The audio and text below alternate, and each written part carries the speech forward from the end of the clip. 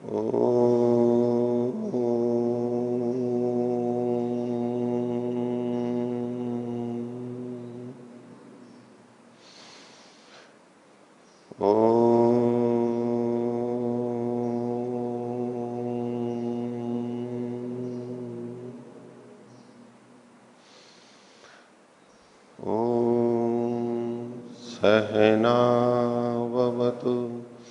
सहनौ भुनक्तु सह वीर्यं करवावहै तेजस्विनावधीतमस्तु मा विद्विषावहै। ओम शांति शांति शांति। न्याय दर्शन की 21वीं कक्षा, न्याय दर्शन के प्रथम अध्याय का प्रथम आनेक चल रहा है और पिछली कक्षा में हमने 35वें सूत्र तक देखा था। प्रसंग है पंचावयवों का, 5 अवयव, प्रतिज्ञा, हेतु, उदाहरण, उपनय और निगमन, जिसमें से हमने प्रतिज्ञा और हेतु इनकी परिभाषा और उसका भाष्य देखा था। पिछले पाठ में से किन्हीं को कुछ पूछना है तो पूछ सकते हैं। हाँ। ओम। यहाँ जो अवयव हैं ये प्रारंभ में 16 पदार्थों की गणना कराते हुए भी अवयव नाम से ही कहे गए थे, पर यहाँ भाष्य में हम ये देख रहे हैं कि ये किसी प्रमेय के साधक वाक्य के अवयव हैं। तो क्या वहाँ मूल सूत्र में अवयव के स्थान पर साधक वाक्य का ग्रहण किया जा सकता है? किया जा सकता है। वहां जो शुरू में कहा गया था कि बस ये 5 अवयवों का समूह मात्र है, इसका कोई अवयव ही नहीं है, तो इस दृष्टि से कहा गया था कि बस इसमें 5 अवयव ही हैं। जो हम मोटा उदाहरण अवयव और अवयवी का देते हैं, अंग और अंगी का देते हैं, तो जैसे शरीर के अवयव होते हैं, शरीर के अवयव हम गिनाएं तो आंख, नाक, कान, हाथ, पैर आदि बचाएंगे, उसको धड़ को हम अवयव नहीं कहते हैं। हाँ, अंदर के कहना चाहे तो यकृत, प्लीहा आदि, हृदय आदि ये सब हम कह सकते हैं, लेकिन एक किसी मुख्य चीज को मान करके फिर उसके अवयव कहे जाते हैं। ऐसा पंचावयवों में कोई मूलभूत ढांचा नहीं है जिसके कि ये अवयव हो। पेड़ को ले लीजिए, पेड़ में हम तने को और मुख्य भाग को और उसको अवयवी मान करके उसकी जो टहनियां हैं, पत्ते हैं, फूल हैं, फल हैं, उसको हम उसका अवयव कह देते हैं, इसका भाग कह देते हैं। तो जो एक मुख्य भाग है उसको छोड़ करके बाकी जो छोटे छोटे उसके साथ जुड़े हुए हैं उनको हम अवयव या अंग कहते हैं। ऐसा यहाँ पंचावयवों में नहीं है, इसलिए इसको कहा गया था वहां कि इसकी ये किसी का अवयवी या कोई ऐसा अंगी नहीं है, यहाँ पर बस केवल अवयव अवयव है, उनका समूह मात्र है। लेकिन दूसरी दृष्टि से कि ये सब मिलाकर के एक वाक्य है, वो वाक्य कोई अलग नहीं है, ये सब मिलाकर के ही है कि कोई एक वाक्य अलग हो और उसमें ये उसके भाग हों।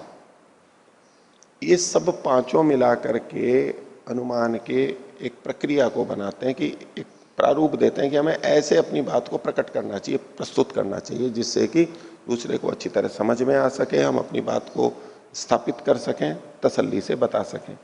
इसलिए यहाँ पर उस पूरे जो वाक्य है, रचना है, जो उद्देश्य है कि हम किसी बात को सिद्ध करना चाहते हैं, उसके ये भाग है, इस दृष्टि से यहाँ पर कथन किया गया।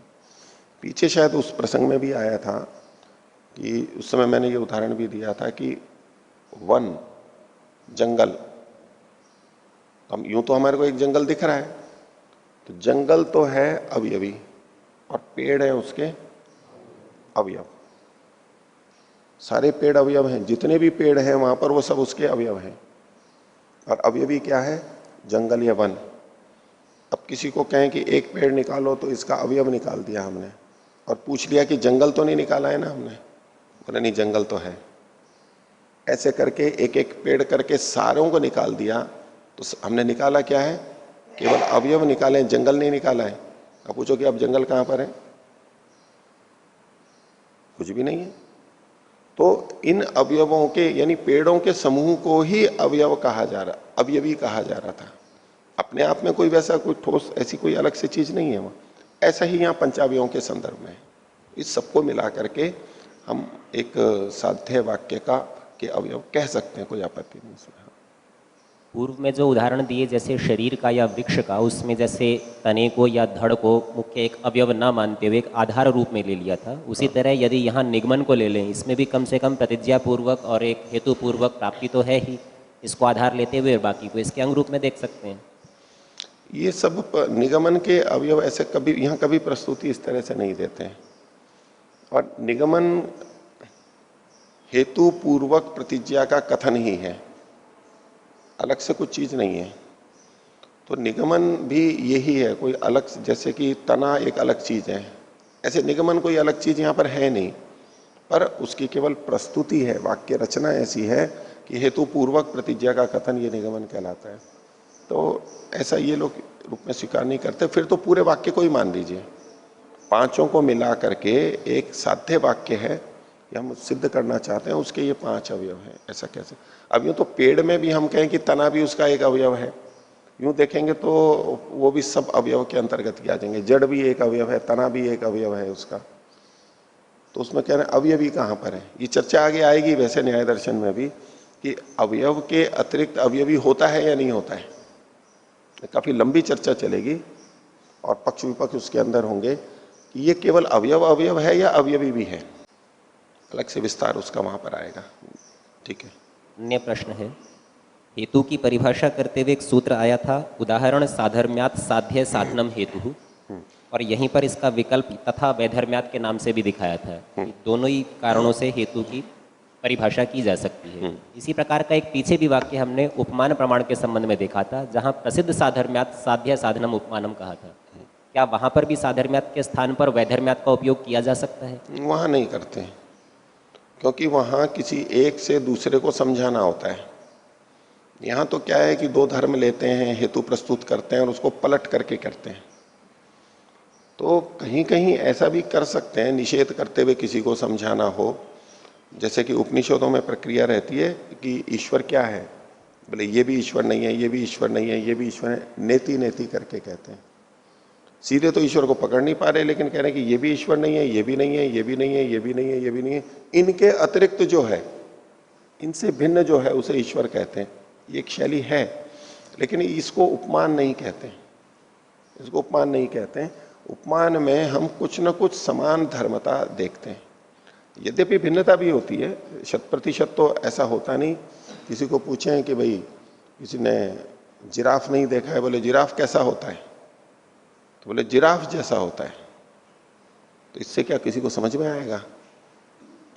जिराफ कैसा होता है? जिराफ जैसा होता है। अब ये तो कोई बात ही नहीं है, जिराफ ही समझ में नहीं आया तो जिराफ जैसा उसको बताएं तो क्या समझ में आएगा। उदाहरण के लिए क्या कहा था, जिसमें लौकिक और परीक्षक का बुद्धि साम्य हो। अब ये जो समझने वाला है उसको जिराफ भी समझ में नहीं आया और उसके लिए जिराफ का ही उदाहरण दे दिया तो उसको समझ में नहीं आएगा। किसी बच्चे ने जेबरा नहीं देख रखा है और ना खच्चर देख रखा है, क्योंकि जेबरा कैसा होता है, बोले खच्चर जैसा होता है, अब उसको समझ में नहीं आएगा। उसको आप घोड़े जैसा कहो तो समझ में आएगा, गधे जैसा कहो तो समझ में आएगा। तो जिराफ कैसा होता है क्या बताएंगे? किस जैसा? ऊंट जैसा। ऊंट देखा हुआ है, यही तो कहेंगे, और क्या कहेंगे। अब 100% तो मिलता नहीं है, लेकिन हाँ कुछ साधर्म में वैधर्म में तो अवश्य रहेगा, लेकिन कुछ कुछ वैसा ही होता है, बोले कि ऊंट जैसा होता है। यदि ऊंट देख रखा है उसने सामने वाले ने तो। हाँ पूछिए। ओ पृष्ठ संख्या 80, भाष्य में ऊपर से 5वीं पंक्ति है, अंतिम से जिज्ञासा अधिष्ठानम संशयः। तो यहाँ पे आपने बताया था कि जिज्ञासा संशय का आधार होती है, तो किंतु इससे विपरीत मुझे प्रतीत हो रहा है कि संशय जिज्ञासा का आधार होती है, और ऐसा ही उदयवीर जी आदि ने अर्थ भी किया है। जिज्ञासा अधिष्ठानम संशय, यहाँ जिज्ञासा का अधिष्ठान षष्ठी तत्पुरुष लेंगे तो जिज्ञासा का अधिष्ठान कौन है? संशय है। इसका मतलब हुआ कि पहले संशय होता है फिर जिज्ञासा होती है। अधिष्ठान मतलब आधार होता है, आधार होता है। तो आधार यानी नींव, नींव पहले होगी फिर मकान होगा, न कि मकान पहले हो फिर नींव होगी। तो जब हम ये अर्थ करेंगे कि जिज्ञासा का अधिष्ठान संशय है, इसका मतलब है पहले संशय होता है और फिर संशय होने पे जिज्ञासा होती है। ये भी ठीक बात है। मैंने जो बताया था, मैंने दोनों ही तरह से बात रखी थी कि जिज्ञासा का आधार संशय है, ये भी अर्थ निकल जाएगा, और जिज्ञासा है अधिष्ठान जिसका, बहुरी समास जब करेंगे तो जिज्ञासा है अधिष्ठान जिसका, ऐसा संशय होता है। अर्थात हम कुछ जानना चाहते हैं और फिर जब जानने को प्रवृत्त होते हैं, कोशिश कर रहे होते हैं, तब यदि हमें दो विपरीत ज्ञान दिखने लगने लगते हैं, वो दो भिन्न भिन्न वस्तुओं जैसी वो चीज दिख रही हो, तो हमारे को संदेह होता है ये है या ये है। अब गर्मी के दिनों में घी पिघला हुआ रहता है, एक बर्तन में रखा हुआ है रसोई में, हमने रसोई में देखा ये क्या है, और फिर हम देखने को प्रवृत्त हुए, हमने सूंघा, उसको लिया, चखा। जिज्ञासा के बाद में हमारी प्रवृत्ति हुई, हमने कहा ये क्या है, तो कुछ तो दिखा पहले, आंख गई, डब्बा है, कुछ रखा हुआ है, पतला पतला पिघला हुआ, ये क्या है। और हम उससे आगे बढ़े, उसका परीक्षण करने लगे, प्रत्यक्ष से, गंध से, स्पर्श से, चख रसना से, किसी भी माध्यम से। और उसमें यदि हमारे को निश्चय हो गया, विशेष धर्म उपलब्ध हो गया कि ये तो घी है, ये तो तेल है, तो अब संशय आएगा ही नहीं। लेकिन जब हम प्रवृत्त हुए और वो घी कई बार पुराना पुराना हो जाता है, तेल पुराना पुराना हो जाता है ऐसा, या मिलावटी घी हो, लगे ये पता नहीं घी है या तेल है, पता नहीं लग रहा है, दाने दिख नहीं रहे हैं। तो अब ये दो विपरीत धर्म दिखे, दो चीजों जैसे धर्म वहां पर दिखे, तो अब संशय पैदा हो गया कि घी है या तेल है। पहले क्या थी, ये क्या है, ये जिज्ञासा थी, और अब जाकर के देंगे कि ये घी है या तेल है, उस जिज्ञासा के बाद में ये भी संशय पैदा हुआ। और जब संशय पैदा हुआ तो फिर और जिज्ञासा हुई कि नहीं, इसको तो पक्का करना पड़ेगा, ये क्या है, नहीं तो गलत चीज डल जाए। ये नमक है या चीनी है, पहले तो देखा ये क्या है, सफेद सफेद, देखा नमक है या चीनी है, अब पता नहीं लग रहा है, तो बोले इसको तो जानना पड़ेगा, नहीं तो कहीं दूध में नमक ना डल जाए, चीनी के भ्रांति में, या सब्जी में चीनी ना डल जाए नमक की जगह पे। जानने की और इच्छा तीव्र हो गई, तो संदेह पैदा होने पर हम संदेह का निवारण करना चाहते हैं, ये ठीक है। लेकिन संशय से पहले भी जिज्ञासा रहती है और संशय के बाद भी जिज्ञासा रहती है। जब तक निश्चय न हो जाता है, पूर्ण ज्ञान नहीं हो जाता, हमारी जिज्ञासा, जानने की इच्छा बनी रहती है। और वो तो जैसा पहले आया था कि इन 4 प्रमाणों में भी अनुमान से हमने किसी चीज को जान लिया है तो भी जिज्ञासा समाप्त नहीं होती है, किसी ने बता दिया तो भी पूरी जिज्ञासा समाप्त नहीं होती है। जब तक हम प्रत्यक्ष नहीं कर लेते हैं तब तक जिज्ञासा पूरी शांत नहीं होती है। तो प्रमाणों से भी पूरी जिज्ञासा नहीं है, जिज्ञासा तो फिर भी बनी रहती है आगे आगे। हाँ, तो दोनों अर्थ लिए जा सकते हैं। हाँ, इस विषय में अगर भाष्य में ही ऊपर से चौथी पंक्ति अगर देखते, बीच में से लिखा है, हाँ, ता एता हान उपादान उपेक्षा बुद्धयः तत्व ज्ञानस्य अर्थस्य तदर्थम अयम जिज्ञासा जिज्ञासते। तो ये जिज्ञासा तो संशय के बाद ही हो सकती है या सीधा पहले भी हो सकती है? ये पूछ रहे हैं, ये इस पंक्ति में ये तो कह रहे हैं कि ता एता, ये जो हान उपादान और उपेक्षा बुद्धियां हैं, ये तत्व ज्ञान का प्रयोजन है। ठीक है, तत्व ज्ञान का प्रयोजन है और उसी के लिए ये जिज्ञासा करता है। जानने की इच्छा क्यों होती है वो बताया गया कि हान उपादान और उपेक्षा बुद्धि में कर सकूं। हमारे को जानने की इच्छा क्यों है कि इसको कोई व्यक्ति हुआ, मिला, हम उसको जानना चाहते हैं कि इसको मैं मित्र बनाऊं, यह है उपादान, इसको अपने पास लूं, अपना निकट बनाऊं, अथवा इसको शत्रु मानूं, इसको दूर, इससे दूर रहूं, मैं हटा दूं इसको यहां से, इसको यहां नहीं रहने दूं, अथवा कुछ नहीं, न तो मित्र बनाना है, न इसको यहां से हटाना है, न तो इसको मित्र की इच्छा कर रही है और न इसको हटाने कोई डर है तो हटाना भी नहीं है। ठीक है, बैठा है बैठा है। तो जानने की इच्छा हान उपादान और उपेक्षा बुद्धि के लिए होती है। ये 3 चीजें रहेंगी, इसमें भी हान और उपादान मुख्य हैं, उपेक्षा भी हो सकती है। जब भी हम कुछ जानना चाहते हैं तो उसका कोई ना कोई प्रयोजन होता है और वो ये 3 ही हो सकते हैं। और ये तीन क्यों हैं और ये तीन क्यों बनते हैं कि जब कोई चीज हमें हितकारी दिखती है, सुख या सुख का साधन प्रतीत होती है, तो हम उसको उपादेय समझते हैं, यहां ले लो, प्राप्त कर लो, अपने पास रख लो। हमारा प्रयत्न उसको लेने, अपने निकट लाने में लग जाता है। और यदि हमें उसमें अहित दिखाई दे रहा है, और अहित का सीधा मतलब होता है दुख, पीड़ा, बाधा हमारे को लगती है, उससे हो सकती है या हो रही है, तो हम निर्णय कर लेते हैं इसको हटाओ। हे बुद्धि उसके प्रति होती है कि इसको छोड़ो। और अगर दोनों ही नहीं है, हमारे को कोई अंतर नहीं पड़ रहा है, ना तो कोई हित दिखाई दे रहा है ना अहित दिखाई दे रहा है, तो अपनी बला से पड़ा रहे कुछ भी बात नहीं। तो हम अपने समीप में स्थित वस्तुओं, व्यक्तियों से कुछ व्यवहार करना पड़ता है। तो व्यवहार करने के लिए हमें यह जानना होता है कि यह हितकारी है या अहितकारी है या सामान्य है।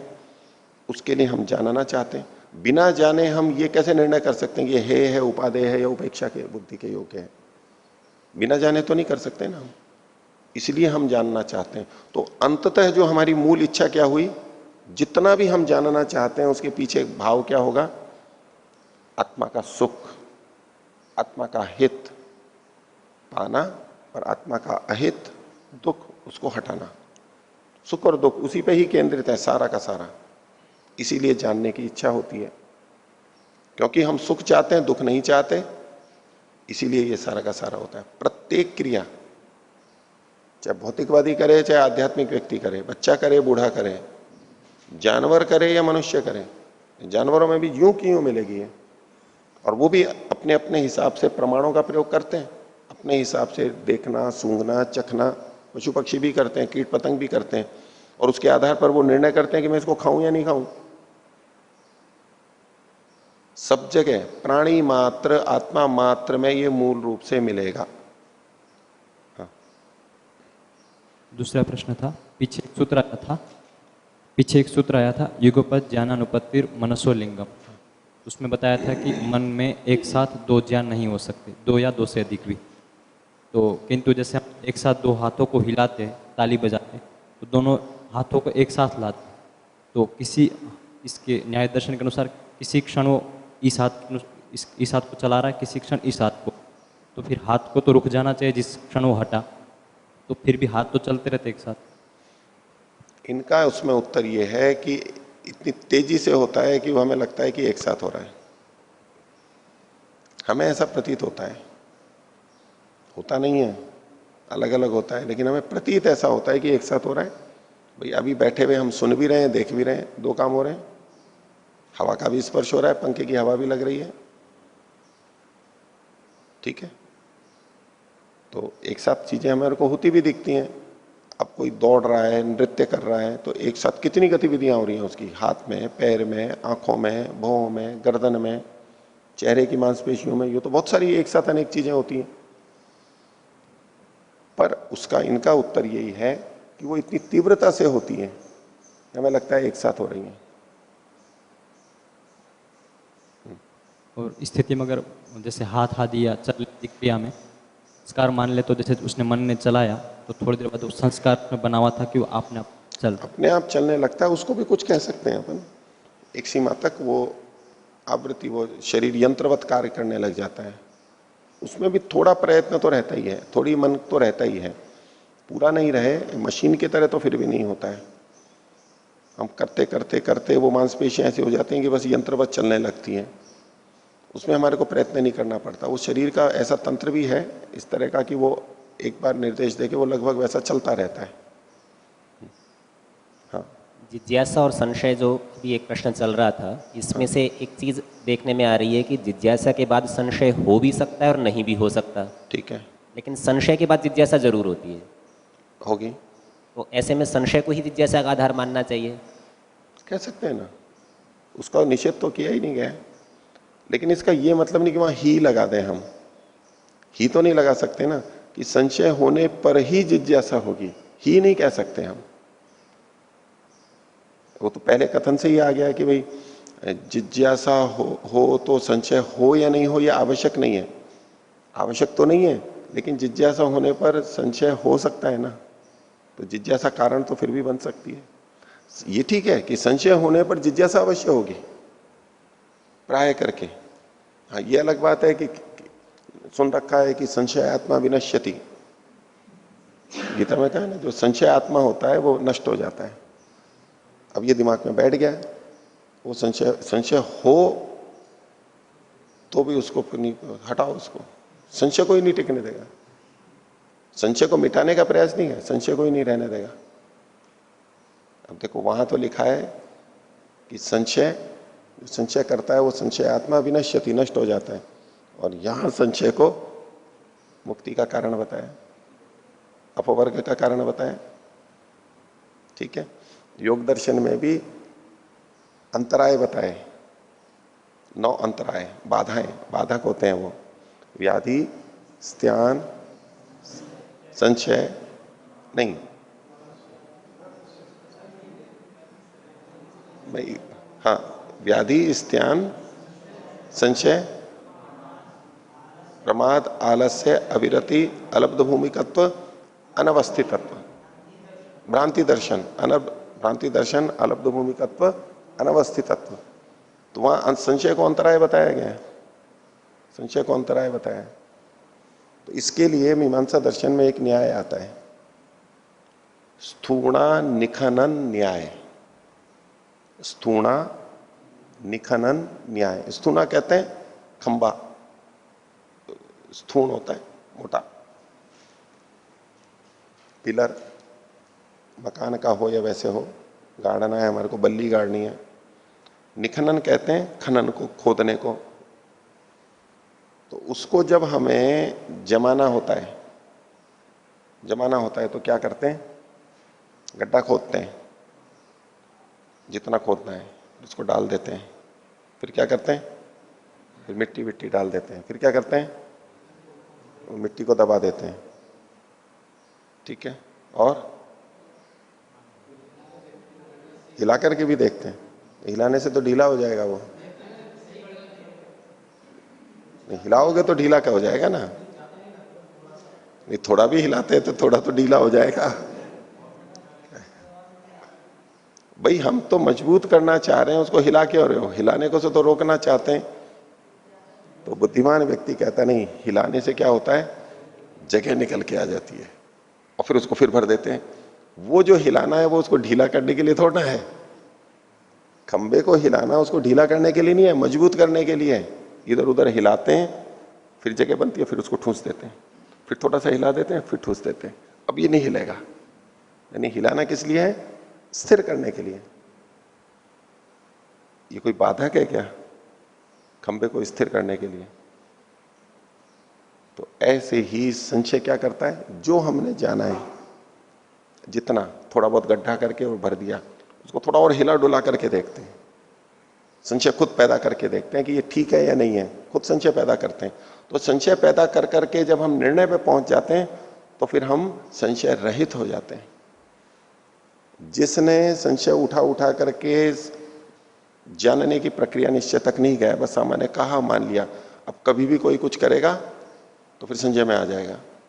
जिसने खंबे को अच्छी तरह हिला करके मजबूत नहीं किया है, बस वैसे ही डाल करके कर दिया है, तो कभी भी कुछ धक्का आएगा, टेढ़ा हो जाएगा, फिर ढीला हो जाएगा वो।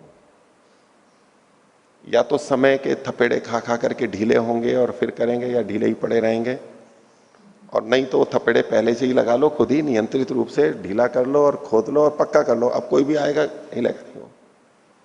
तो न्याय दर्शन वाला जो संशय है वो क्या करता है, ये थोड़ा है कि संशय पैदा हो गया और बस संशय को छोड़ दिया। संशय पैदा हो गया और उसका निवारण नहीं हुआ तो वो संशय हानिकारक होता है। लेकिन संशय हम इसलिए कर रहे हैं ताकि निश्चय पे पहुंच सकें, जो कोई कसर बची हुई हो हमारे निर्णय में, उसको हम दूर करना चाह रहे हैं। तो ऐसा संशय ज्ञान प्राप्ति में, तत्व ज्ञान में सहायक होता है, इसलिए अपवर्ग का साधन कहा यहां पर। इसलिए हमारे को जानना चाहिए, संशय को भी जानना चाहिए, ये एक उपाय के रूप में हुआ। ठीक है, तो और किसी को पूछना है, पूछिए। आचार्य जी, दृष्टांत के परिभाषा में ऐसा कहीं पर भी ये नहीं बताया गया कि दृष्टांत जो है पंच अवयव में उदाहरण के रूप में आएगा, तो उसे प्रत्यक्ष प्रमाण के अंतर्गत ही लेना पड़ेगा। वो अनुमान प्रमाण के अंतर्गत भी तो हम उसे ले सकते हैं। आगे चर्चा आएगी। वैसे पहले इन्होंने बताया था थोड़ा कि पांचों अवयव में कौन कौन से प्रमाण हैं, तो दृष्टांत जो है वो प्रत्यक्ष के अंतर्गत लिया है उन्होंने। प्रतिज्ञा शब्द प्रमाण की तरह से, हेतु अनुमान की तरह से, और उदाहरण प्रत्यक्ष की तरह से, उपनय जो है वो उपमान प्रमाण की दृष्टि से, और निगमन में तीनों का समावेश, तीनों या चारों का, तीन का कह लो, दो का कह लो, तीन का कह लो, दो का कह लो, वो समावेश है। यानी पंचावयव में अन्य प्रमाण भी विद्यमान है। यद्यपि ये अनुमान का भाग है, ये अनुमान की प्रक्रिया है, लेकिन एक एक अवयव को देखेंगे तो उसमें एक दृष्टि है, और भी आएगी ये बात तो। एक और आचार्य जी, सूत्र संख्या 34, इसमें हेतु की परिभाषा देते हुए कह रहे कि उदाहरण के समान। 24 में, 34 सूत्र संख्या 34 में, हाँ पृष्ठ संख्या 82। हाँ, उदाहरण साधर्म्यात् साध्य साधनम हेतु। तो उदाहरण के समान धर्म से, तो यहाँ जब हेतु में उदाहरण आ ही रहा है तो फिर अलग से उदाहरण। हेतु में उदाहरण नहीं आ रहा है। हेतु कौन सा होगा? उदाहरण हमने कोई ऐसा हेतु दे दिया जो उदाहरण में नहीं है, हमने ऐसा हेतु दे दिया जो उदाहरण में नहीं है, तो वो सिद्ध नहीं करेगा। जैसे ये साइकिल है, कोई ऐसा उदाहरण ले लेता हूं, अटपटा ही लगेगा वैसे, कोई सा भी उठा लो। ये मनुष्य है, किसी को कहा मनुष्य है, तो ये दो पैर पे चलता है। जैसे जैसे गाय। अब आपको कैसा लग रहा है ये? क्यों गलत हो गया? ये मनुष्य है, मनुष्यत्व को हमें दिखाना है। हेतु क्या है हमारा? दो पैर से चलता है इसलिए, ठीक है। और पशु पक्षी थोड़े जैसे तैसे दो पैर पे चलते हैं, पक्षियों को छोड़ देना, प्राणियों के अंदर दो पैर से चलने वाले पक्षी भी दो पैर से चलते हैं। जो भी चलता हो, मनुष्य दो पैर से चलता है, ये हेतु प्रस्तुत किया। और उदाहरण क्या दिया? जैसे गाय। अब ये जो हेतु है ये उदाहरण से साधर में नहीं रख रहा है, क्योंकि गाय दो पैर से नहीं चलती है। तो उदाहरण हमारा हेतु कौन सा बनेगा? जो हमारे उदाहरण से मिल रहा हो, उदाहरण में भी होना चाहिए, और इधर हमारे साध्य जो है द्रव्य पक्ष है उसमें भी होना चाहिए, दोनों में होना चाहिए। उदाहरण के साधर में से, क्योंकि उदाहरण में वो मिलता हुआ जब हम साध्य में भी पक्ष में भी बताएंगे तब वो हेतु हेतु बनता है, नहीं तो वो हेतु ही नहीं कहलाएगा। समझ रहे हो? ये गाय का घी है, कैसे? पीला होने से। ये गाय का घी है पीला होने से। जैसे जैसे अब कोई ऐसी चीज लो जो पीली नहीं है। दही। दही मान लो गाय का नहीं हो, भैंस का हो, कुछ दूसरा सफेद चीज लेनी पड़ेगी। सफेद चीज ऐसी जो कि जैसे चौक ले लो, चलो, तो बोले जो, अब वैसे तो व्याप्ति ही गलत है कि जो जो पीला होता है वो गाय का घी होता है, ये तो कोई हेतु ही नहीं हुआ। पीला तो फूल भी होता है, और पीली तो और न जाने कितनी चीजें होती है। लेकिन किसी, ये भी गलत है, लेकिन अगर किसी ने ऐसा उदाहरण ले लिया जो कि बिल्कुल सफेद होती है, चौक होती है, चूना होता है, बोले जैसे ये चूना। अरे भाई कम से कम इतना तो देखो कि आप पीला होने से कह रहे हो तो दृष्टांत में पीलापन तो होना चाहिए। तो हेतु, जब भी हमें हेतु चुनना होगा तो हेतु दृष्टांत से समान धर्मता वाला होना चाहिए। ये शब्द अनित्य है, उत्पत्ति धर्म वाला होने से। अब उत्पत्ति धर्म वाला हेतु तभी घटेगा जब हम ऐसा उदाहरण देंगे जिसमें उत्पत्ति धर्मता होगी। अब घड़े का उदाहरण है, जैसे कि घड़ा उत्पत्ति धर्म वाला है। हम जैसे परमात्मा नहीं कह सकते हो, जैसे आत्मा नहीं कह सकते हो, वो उत्पत्ति धर्म वाले ही नहीं है। तो हेतु वो होता है जो उदाहरण के साधर्म्य से, उदाहरण में होता हुआ वो साध्य का साधन होता है। उत्पत्ति धर्म वाला ये जो हेतु है, ये घड़े इस उदाहरण में होता हुआ साध्य का, मतलब शब्द अनित्य है, इसका साधन बन रहा है। हेतु वो होता है जो उदाहरण में होते हुए साध्य का साधन करता है। अगर उदाहरण में हो लेकिन साध्य का साधन नहीं करता है तो भी वो हेतु नहीं होगा। दोनों चीजें होनी चाहिए। ये गाय है क्योंकि इसके चार पैर हैं, जैसे ये भैंस। देखना, ये वैसे तो बुद्धि आपको लगेगा ये क्या पागलपन है, ऐसा कोई बोलेगा क्या? आज तक हमने कभी सुना भी नहीं होगा। लेकिन इसको बताने के लिए मैं कह रहा हूं, ये गाय है, इसके लिए हेतु दिया चार पैर, चार पैर वाली होने से, जैसे जैसे भैंस। ये भैंस। अब ये चार पैर उदाहरण में तो हैं, उदाहरण से साधारण में मिल रहा है ना। पहले मैं बता रहा था उदाहरण से साधारण में नहीं हो, अब इसका उदाहरण से साधारण में तो है ना। पैर तो गाय भैंस के भी चार हैं, लेकिन ये हेतु उदाहरण से समान होता हुआ भी साध्य को सिद्ध नहीं कर सकता। गाय को सिद्ध नहीं कर सकता कि ये गाय है, क्योंकि जो आप उदाहरण दे रहे हो वो खुद ही गाय नहीं है। सबसे पहला तो यही खंडन होगा। आप कह रहे हो कि चार पैर वाली होने से गाय है, इसका मतलब आपकी व्याप्ति क्या बनेगी? चार पैर। जो चार पैर वाला होता है वो गाय होता है। आपकी व्याप्ति ये काम पीछे काम कर रही है। आप उदाहरण ही भैंस का दे रहे हो पहले, तो वही खंडित हो जाएगा आपका, एकदम मूर्खतापूर्ण हो गया। तो हेतु वो होता है जो उदाहरण से समानता तो रखता है और साथ में वो हमारे साध्य को सिद्ध करने वाला होता है। ये सच्चा हेतु बनेगा, नहीं तो हेतु में गड़बड़ हो जाएगी। ठीक है, इसलिए ये परिभाषा दी है इन्होंने। अभी इनकी एक परिभाषा होकर के वात्स्यायन भाष्य में फिर उसको अलग ढंग से और खोला है। उससे आपको पंचावयव के कलपुर्जे वो और पता लगेंगे। ये कुछ कलपुर्जे तो पता लग रहे हैं ना, ये साध्य धर्म, साधन धर्म और पक्ष और ये सब जो जैसे जैसे कह रहे हैं ये लक्षण, उसको अंदर से समझाने के लिए। अगर ये नहीं समझा हुआ है हमने और केवल यूं ही कह दिया, पंचावयव किसी को सुना दिया, तो पंचावयव में कुशलता प्राप्त नहीं कर सकता है। केवल एक पंचावयव दे दिया, दूसरा पंचावयव दे दिया, लेकिन पंचावयव में आपस में संबंध कैसा है अभी सब बताया जाएगा। कल और परसों के पाठ में आएगा ये कि इनका आपस में संबंध क्या है, क्यों ऐसा होना चाहिए, क्यों ऐसा होना चाहिए। जब हम उसको समझ लेंगे, अभी शुरू में समझेंगे, फिर धीरे धीरे आपको अभ्यास हो जाएगा। तो जब भी उदाहरण खोजोगे, वो शर्तें आप अपने आप मन में ले आओगे, तो वो हेतु आप ठीक दे पाओगे, उसकी परिशुद्धता अधिक होगी, गलत हेतु देने की संभावना कम हो जाएगी। अभी इसके अंतर संबंधों को समझेंगे हम अभी, और पंचावयव को अभी जितना आ रहा है उतना समझ लो, और अधिक बाकी है, अभी हम बीच में चल रहे हैं। अभी इसी में आपने विषम व्याप्ति में कहा था कि जब हमें अगर विषम व्याप्ति दूसरे तरह से करनी है, साध्य को साधन बनाना है, तो जैसे अभी आपने कहा था, हेतु दिया था कि चार पैर वाला होने से, तो इसको अगर हमें साध्य से साधन में परिवर्तन करना होगा अपने हेतु को, तो फिर कैसे करेंगे विषम व्याप्ति में? ये चार पैर हैं, यहां पर चार पैर हैं क्योंकि ये गाय है।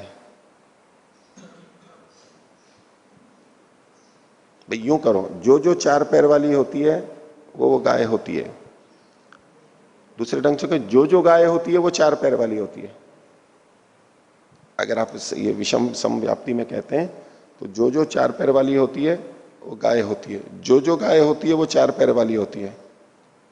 ये कौन सी व्याप्ति है? तो समान सम व्याप्ति होगी। जो चार पैर वाली होती है वो गाय कहाँ होती है? ये तो ठीक है कि जो गाय होती है वो चार पैर वाली होती है। अब लंगड़ी लूली को बीच में मत ले आना, वो तो अस्वाभाविक है, भी पैर कट गया किसी का, उसको लेके खंडित नहीं करना। गाय चार पैर वाली होती है जो भी गाय जन्मती है वो चार पैर वाली ही होती है, ये मान करके चलो, आप उन चीजों को छोड़ो। तो जो गाय होती है वो चार पैर वाली होती है, ये सत्य है, सत्य मानिए। लेकिन जो चार पैर वाली होती है वो गाय होती है नहीं है, विषम व्याप्ति है, एक तरफा व्याप्ति है, दो तरफा नहीं है। ये जो व्याप्ति है ये जो सकारात्मक है, कल मैं नकारात्मक भी आपको बोल रहा था, ना लगा करके इसको नकारात्मक में कर लो। जो चार पैर वाली नहीं होती है वो गाय भी नहीं होती है। सच है झूठ? सच है। जो चार पैर वाली नहीं होती है वो गाय भी नहीं होती है। सच है झूठ? सच है। दोनों उत्तर दे रहे हैं, सोच के देखना। दूसरा करो, जो गाय होती है वो चार पैर वाली होती है। अब ना जोड़ो, जो गाय नहीं होती है वो चार पैर वाली नहीं होती है। सच है झूठ? गलत तो ऐसे दिमाग में नजर होगा। जो वाक्य बोल रहे हैं ये वाक्य आपने सुने नहीं ऐसे कभी, तो उसका अर्थ एकदम से नहीं आता है दिमाग में, लेकिन आप थोड़ा समझ के करोगे तो आपको पता लगेगा कि ये वाक्य सही है या गलत है। हम जो भी, आप कोई सा भी उदाहरण लो, हेतु दो उदाहरण लो, उसको हम इन चार चीज में बदल सकते। हम ये समव्याप्ति है या विषम व्याप्ति है उसको पलट करके देखना है हमारे को। ये खुद हमारे को विचार करना होता है कि यहां पर ऐसा करें और ऐसा करें, और उसको नकारात्मक करके भी देख लो। तो दो तरफा होती है ये समव्याप्ति, एक तरफा होती है तो समव्याप्ति। वन वे और टू वे होता है ना, टू वे है तो समव्याप्ति, समव्याप्ति, और वन वे है तो विषम व्याप्ति। विषम व्याप्ति। और जब हम सकारात्मक रूप से बोलते हैं तो उसको कहते हैं अन्वय व्याप्ति, और जो न लगा करके बोलते हैं इसको कहते हैं व्यतिरेक व्याप्ति। ये पारिभाषिक शब्द है। अन्वय मतलब ऐसा होता है तो ऐसा होता है, ऐसा होता है तो ऐसा होता है। ये सकारात्मक जब बोलते हैं इसको कहते हैं अन्वय व्याप्ति। ऐसा नहीं है तो ऐसा भी नहीं है, ऐसा नहीं है तो ऐसा भी नहीं है। ये जो नकार का प्रयोग करके बोलते हैं इसको कहते हैं व्यतिरेक व्याप्ति। पीछे आपने पूछा था कि भाई ये समव्याप्ति, विषम व्याप्ति, अन्वय, व्यतिरेक क्या है, ये अब आपको स्पष्ट हो जाएगा। तो बताइए, वो अग्नि और धुएं वाला हो गया क्या? उन चार वाक्यों में से कितने वाक्य सही हैं और कितने गलत हैं? दो सही हैं। दो सही हैं और दो गलत हैं। किसी का और का मत? पक्का? देखा आपने, विचार किया? विचार करना चाहिए ना कि बता सकते हैं कौन सा सही है और कौन सा गलत है? बताओ। तो सोचना चाहिए, मैंने प्रश्न रखा था आपको, और क्या है। ये यद्यपि बहुत छोटी सी बात है, लेकिन आपको इस तरह सोचने के लिए इन सरल उदाहरणों में समझना पड़ेगा, तब आपका मस्तिष्क उस तरह से काम करने लगेगा। फिर जटिल चीजों में आप उसमें सोच पाएंगे, क्योंकि इसमें मस्तिष्क, दिमाग को चलाना पड़ेगा आपको, नहीं तो आप निर्णय नहीं कर पाओगे। भले ये पढ़ लिया, आपको व्यवहार में आना कठिन हो जाएगा। रश्मि देव जी, इन चार में से गलत वाक्य बताइए, एक गलत वाक्य बताइए। अग्नि और धुएं वाले चार वाक्य में से कोई एक गलत वाक्य बताइए। संतोष जी, एक गलत वाक्य बताइए। जहाँ जहाँ अग्नि है वहाँ वहाँ धुआं है। जहां जहां अग्नि है वहां वहां धुआं होता है, ये गलत वाक्य है। दूसरा गलत वाक्य, जहां जहां अग्नि होती है वहां वहां धुआं होता है, ये गलत वाक्य कहा इन्होंने? कोई इसको सही मानता है? बोलो। जहां जहां अग्नि होती है वहां वहां धुआं होता है। जहाँ जहाँ अग्नि होती है वहाँ धुआं होता ही है। होता ही है।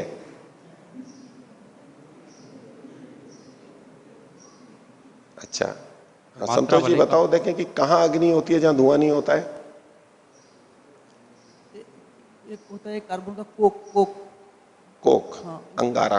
हाँ, उसको जलाने से जैसे कोयला होता है, जिस समय जल रहा होता है शुरू में तो धुआं आता है, वो एकदम लाल हो गया है और रखा हुआ है, अब उसमें धुआं नहीं है, एकदम लाल हो गया है। अग्नि तो है ना वहां पर, लेकिन उसमें धुआं नहीं है। अच्छा चलो, दूसरा गलत वाक्य बताइए आप में से, कौन बताएगा? बोलिए। तो जहाँ जहाँ अग्नि माइक नहीं, चलाइए। जहाँ जहाँ अग्नि नहीं होती वहाँ वहाँ धुआं नहीं होता। जहां अग्नि नहीं होती वहाँ धुआं नहीं होता। वहां धुआं नहीं होता, ये सच है गलत है? गलत है। नहीं, सच है। सच है। देखो, इतना तो पता लग गया कि दो गलत है और सही है, बहुतों ने बोल दिया। गलत कैसे है ये? सोच करके बोलो। अब जो बोल रहे हैं कि जहां जहां धुआं, जहाँ जहाँ अग्नि नहीं होती वहाँ धुआं नहीं होता। वहां धुआं नहीं होता, तो ये गलत वाक्य बोला था या सच वाक्य बोला था? सच बोलो। सच बोला था। अच्छा, तो मैं तो पूछ रहा था कि दूसरा गलत वाक्य कौन सा है? सेवक राम जी, दूसरा गलत वाक्य बताइए। एक वाक्य उन्होंने गलत क्या बताया? जहां जहां अग्नि होती है वहां धुआं होता है, ये वाक्य गलत है। दूसरा गलत वाक्य बताइए। जहाँ जहाँ जोर से बोलो, पास में लाके। हाँ, जहाँ जहाँ धुआं नहीं होगा वहाँ वहाँ अग्नि नहीं होगी। जहां जहां धुआं नहीं होता वहां वहां अग्नि नहीं होती, ये सच वाक्य है, गलत वाक्य है? सही वाले हाथ खड़ा करेंगे। हाँ, ये वाक्य सही है या गलत है? पहले वाक्य बोलो। जहां धुआं नहीं होता वहां अग्नि भी नहीं होती, ये वाक्य सही है या गलत है? जहाँ जहाँ धुआं नहीं होता वहाँ वहाँ अग्नि नहीं होता, ये बोला। अग्नि नहीं होती, ये वाक्य सही है या गलत है? देखो, सोचना पड़ रहा है। ये थोड़ा मन में बैठाना पड़ेगा। अच्छा चलो, गाय वाले पे करके देखेंगे। नए नए वाक्य हैं। 4 पैर वाली गाय, जो जो 4 पैर वाली होती है वो गाय होती है, सही है गलत? गलत है। यूं का मतलब क्या है? जो जो 4 पैर वाली होती है वो गाय होती है, गलत वाक्य। जो गाय होती है वो 4 पैर वाली होती है, सही वाक्य। अब नकार से बोलेंगे। जो 4 पैर वाली नहीं होती है वो गाय भी नहीं होती है। विचार कर रहे हैं कुछ अभी? जो 4 पैर वाली नहीं होती है वो गाय भी नहीं होती है, सही वाक्य है। और जो गाय नहीं होती है वो 4 पैर वाली भी नहीं होती है। नहीं, विचार करना। और चलो आगे देखते हैं। अकेले में बैठना और विचार करना, और ऐसे ऐसे हेतु दे करके पहले दो तरफा देखना। समव्याप्ति, विषम व्याप्ति, अन्वय से अन्वय व्याप्ति। अन्वय व्याप्ति के ही 2 भेद हैं, समव्याप्ति, विषम व्याप्ति। फिर इसको व्यतिरेक करना, न लगा करके अपनी मर्जी से कुछ भी ढूंढना, अपनी मर्जी से कुछ भी करना, कुछ भी सिद्ध करने के लिए हेतु देके देखना। कुछ भी ले लो और उसमें दोनों तरह करके देखना। अच्छा, एक और बात है, ये जो हमने अभी देखा था ना, ये सारे उदाहरण कैसे थे? विषम व्याप्ति वाले थे। धुएं और अग्नि वाला विषम व्याप्ति वाला था, और उसमें हमने अन्वय और व्यतिरेक किया था। तो 2 वाक्य सही आ रहे थे, 2 गलत आ रहे थे। इसमें आपने देखा होगा कि जो सकारात्मक वाक्य थे उसमें एक ठीक था, और नकारात्मक में भी एक ठीक था। लेकिन जो सही था वाक्य सकारात्मक में, उसमें यदि नकार लगा दिया जाता है तो वो गलत हो जाता है। और जो गलत वाक्य था, गलत व्याप्ति थी, उसमें नकार लगा दिया जाता है तो वो ठीक हो जाता है, पलट जाता है। अब समव्याप्ति को नकार लगा करके देखते हैं। जो जो उत्पत्ति वाला होता है वह नष्ट होता है। व्याप्ति क्या हुई? जो जो उत्पत्ति वाला होता है वह नष्ट भी होता है। उल्टा, जो जो नष्ट होता है वह उत्पत्ति वाला भी होता है। दोनों ठीक हैं। अब दोनों में नकार लगा के देखते हैं। जो उत्पन्न नहीं होता वो नष्ट भी नहीं होता, जो नष्ट नहीं होता वो कभी उत्पन्न भी नहीं हुआ होता। अब इन 4 वाक्यों में से कितने सही और कितने गलत हैं? चारों सही हैं। विषम व्याप्ति में 2 सही हो जाएंगे, 2 गलत हो जाएंगे। और सम व्याप्ति में अगर ठीक है वो, तो अन्वय व्याप्ति वाले भी दोनों वाक्य ठीक होंगे, और व्यतिरेक व्याप्ति नकार ला करके जब हम बोलेंगे तब भी वो दोनों के दोनों ठीक होंगे, यानी चारों के चारों ठीक होंगे। और अभ्यास करना करके ठीक है। तो आगे देखेंगे पृष्ठ संख्या 83। सूत्र संख्या 36। तो पीछे हमने प्रतिज्ञा और हेतु इन दो चीजों को देखा था। अब यहां पर उदाहरण के बारे में बताया जा रहा है। उदाहरण किसे कहते हैं? तो साध्य साधर्म्यात् तद्धर्म भावी दृष्टांत उदाहरणम। अंतिम वाक्य को पहले देंगे, दृष्टांत उदाहरणम। जो दृष्टांत होता है उसको उदाहरण कहते हैं। पीछे जो दृष्टांत शब्द आया था, ठीक है, वही दृष्टांत यहां पर उदाहरण है। वहां भी इन्होंने कहा था कि ये दृष्टांत हम उदाहरण में, अवयवों में उदाहरण के नाम से प्रस्तुत करेंगे। तो जो दृष्टांत होता है वो उदाहरण होता है, जो दृष्टांत होता है वो उदाहरण होता है। लेकिन वो होता कैसा है? साध्य साधर्म्यात्, साध्य की समान धर्मता से, तद्धर्म भावी, उस धर्म को अपने में हुआने वाला, वो धर्म उसमें होना चाहिए, ऐसा उदाहरण कहलाता है। देखो पंचावयव जब भी देखेंगे उसमें अपने को सबसे पहले यह पकड़ना है कि साध्य धर्म क्या है और साधन धर्म क्या है। साध्य धर्म क्या है और साधन धर्म क्या है। फिर वो साध्य धर्म और साधन धर्म किस में हम देखना चाहते हैं, और जहां साधन धर्म और साध्य धर्म दोनों होंगे वो हमारा उदाहरण बन जाएगा। देखो साधन धर्म और साध्य धर्म, ये शब्द जब मैं बोलता हूं तब समझ में आता है आपको? अनित्य शब्द उत्पत्ति धर्मकत्वात्, शब्द अनित्य है, उत्पत्ति धर्म वाला होने से इसमें साध्य धर्म क्या है? अनित्यता। और साधन धर्म क्या है? उत्पत्ति धर्म वाला होना। उत्पत्ति धर्मकत्वात्, उत्पत्ति ये साधन धर्म है, क्योंकि उत्पत्ति के आधार पर हम वस्तु की अनित्यता को सिद्ध कर रहे हैं, वो साध्य है। पंचावयव देखते समय साध्य धर्म और साधन धर्म पर सबसे पहले नजर डाल लेना। इसने पंचावयव प्रस्तुत किया है, क्या साधन धर्म है और क्या साध्य धर्म है। और साधन साध्य धर्म देखने के बाद में ये देखना कि साधन और साध्य धर्म दृष्टांत में मिलते हैं नहीं मिलते हैं, और इन दोनों के बीच में व्याप्ति बन रही है नहीं बन रही है। और व्याप्ति बन रही है तो समव्याप्ति है या विषम व्याप्ति है, उलट पुलट करके अंदर देख लेना। अन्वय व्याप्ति, व्यतिरेक व्याप्ति, यहां कौन सी व्याप्ति ठीक बैठ रही है नहीं बैठ रही है। तो दृष्टांत में साधन धर्म और साध्य धर्म दोनों होने चाहिए। शब्द अनित्य है, उत्पत्ति वाला होने से, जैसे कि घड़ा। अब जैसे कि घड़ा ये दृष्टांत है, इसमें दोनों धर्म मिलने चाहिए, साधन धर्म और साध्य धर्म। अगर दृष्टांत में साधन साध्य दोनों धर्म नहीं है तो दृष्टांत दृष्टांत नहीं होगा, गलत हो जाएगा। हम शब्द में अनित्यता को सिद्ध करना चाहते हैं, शब्द में उत्पत्ति धर्म का हमें पता है क्योंकि शब्द उत्पन्न होता है, इसलिए हम उसकी अनित्यता सिद्ध करना चाहते हैं। तो शब्द में उत्पत्ति धर्म और अनित्यता, ये दो चीजें हम देख रहे हैं साध्य साधन के रूप में। अब जो दृष्टांत लेंगे उसमें ये दोनों चीजें अवश्य ही होनी चाहिए, ये तो दृष्टांत गलत हो जाएगा।